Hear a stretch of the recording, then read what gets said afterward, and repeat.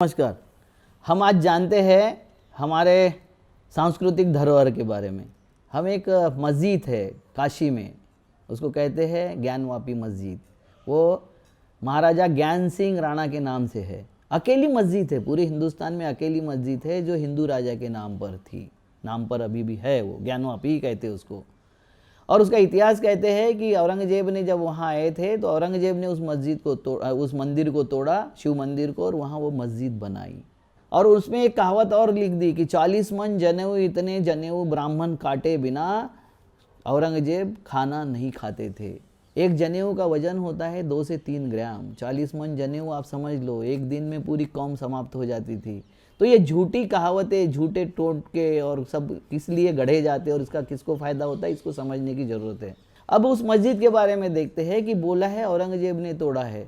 और British gadget क्या बोलता है, जैसे वो कलकत्ता में एक ये था, पड़ाव था इंग्लिश अंग्रेज़ों का। उस वक्त औरंगजेब नागा विद्रोह दबाने के लिए, नागा विद्रोह को कुचलने के लिए आसाम गए थे। और औरंगजेब जब चलते थे तो उनके साथ में पूरा जनान खाना भी चलता था और पूरा ताफा चलता था। तो हर दिन वो 12 से 15 किलोमीटर से ज़्यादा सफ़र नहीं तय करते थे।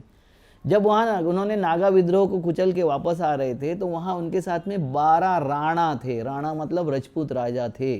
वो उस वक्त की लड़ाई कोई हिंदू मुसलमान लड़ाई नहीं थी, वो राज्य की लड़ाई थी, सल्तनत की लड़ाई थी, सत्ता की लड़ाई थी।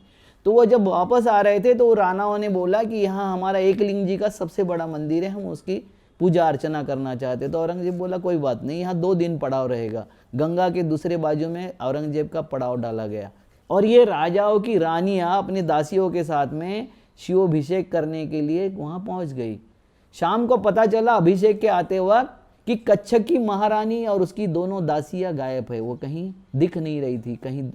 तो उसको खोजना शुरू हो गया और खोजते खोजते रात हो गई। जितने वहाँ पुजारी थे उसको कॉर्डन करके लाया गया औरंगजेब के सामने, पूछा गया, उन्होंने कुछ नहीं बताया।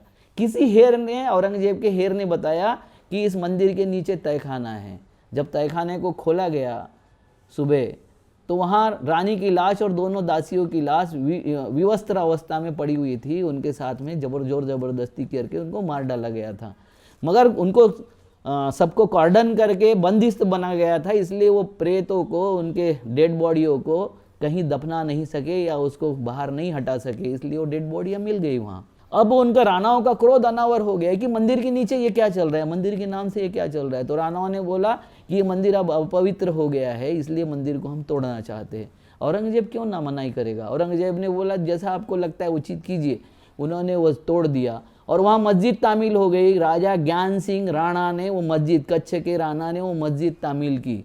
और उसके बाद में क्या हुआ, मस्जिद तामील होने के बाद कि वहाँ के जितने पुजारी थे, पंडित थे जो वहाँ पूजा करते थे, उनको सबको मारा गया, उनकी सबकी जान ले गई, क्योंकि वो किसी का नाम बताने को तैयार नहीं थे। तो सबको दोषी पकड़ के उनको मार दिया गया। तो इन्होंने पूरा सब तरफ, चारों तरफ बवाल मचा दिया कि औरंगजेब ने हिंदुओं की हत्या की, उनकी ब्राह्मणों की हत्या की। ये सच नहीं था, अपराधियों की हत्या की थी। और अपराधियों का हत्या करना ये राजधर्म होता है, राजा का कर्तव्य होता है, वो उसने पूरा किया। मगर वो मंदिर तो अब टूट गया था, पिंड बाजू में स्थापित हो गई थी। वहाँ मंदिर बनाने के लिए जब बचे हुए जो थे, जो गागा भट्ट यहाँ आया था छत्रपति शिवाजी का राज्याभिषेक करने, वो एक परिवार बच गया था क्योंकि वो उस वक्त वहाँ नहीं था हाजिर।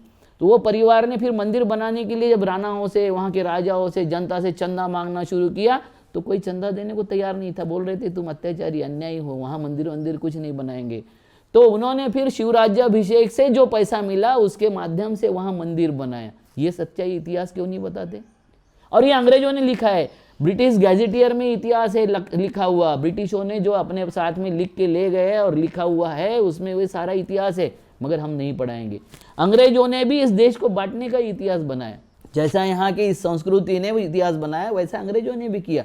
क्योंकि अंग्रेजों ने इतिहास लिखा, मुगल कालीन इतिहास, हिंदू राजाओं का इतिहास, और खुद के बारे में क्रिश्चियन इतिहास नहीं लिखा, वो ब्रिटिश कालीन इतिहास लिखा।